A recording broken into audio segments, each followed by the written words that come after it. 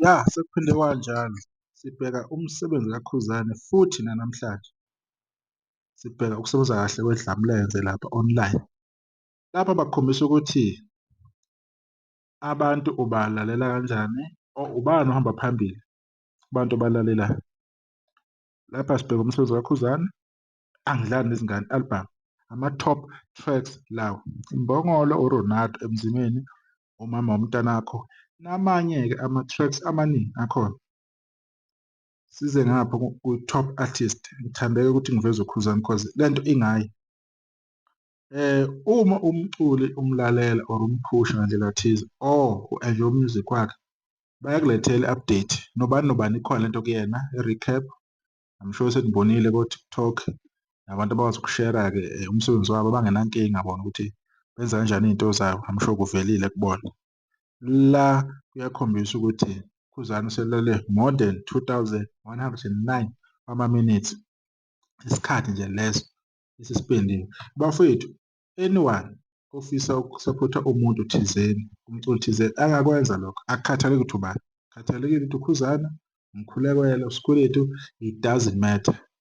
You can do it ngendlela ofisa ngayo. Le post or le video akuyona yoku-recruit-a abantu ukuthi abenze ngendlela mina engenza ngayo or yama-donation kuphela. Ukumotivate ukuthi into uma uyenza uyazibona ukuthi uhambaphi, u-spend isikhathi esingakanani. Mhlawumbe nomunye umuntu angayibona into abe-inspired, asazi, right. Ikanjalo-ke le ndaba le, abantu abaqhubeke-ke bedlale kakhulu umculo wabafowethu, iy'ntokazi zakwethu, beyisaphothe ngoba uku-download-a umculo online, uwu-download-a usefonini akubasizi ngalutho. Ave kubuhlungu usudlala ingoma wena uyizwe uyi-enjoy-e kodwa umculi lo engasatholi lutho after esebenze kabuhlungu kanzima kanjena eyorekhoda, ehamba zonke iy'ndawo eyo-perform-a kodwa uma uthi uyabheka online akunalutho.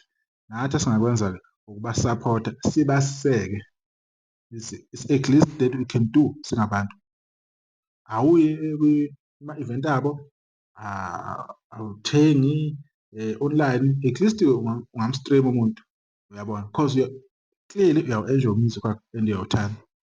Not ukuthi kusendele ngo-WhatsApp u-music wabafowethu, hhayi akukho kahle lokho. So bekuyilokho-ke ebengifuna ukukuveza ukuthi anyone lento uyayibona iyavela laphana ku-YouTube. Uma uvula nje laphana kuma-playlist wakho, uma ushaya laphana ekhoneni kule bhathini esekhona kwa-right u-You, iyavela i-recap, music recap, uyibone yonke lento. Ungayiseva uma uthanda, ungayi-refresh-a u-check-e ukuthi ubani nobani ukuphi kwenzakalani. Akunankinga uzozibonela nawe kodwa abavezi wonke umuntu, baveza at least top 5 yabaculi aba-stream-a kakhulu kodwa mina ngiveze ubani, uKhuzani okwamanje. Abanye bolithola ithuba lila kodwa manje i-focus isekuKhuzani. Nisale kahle sodibana .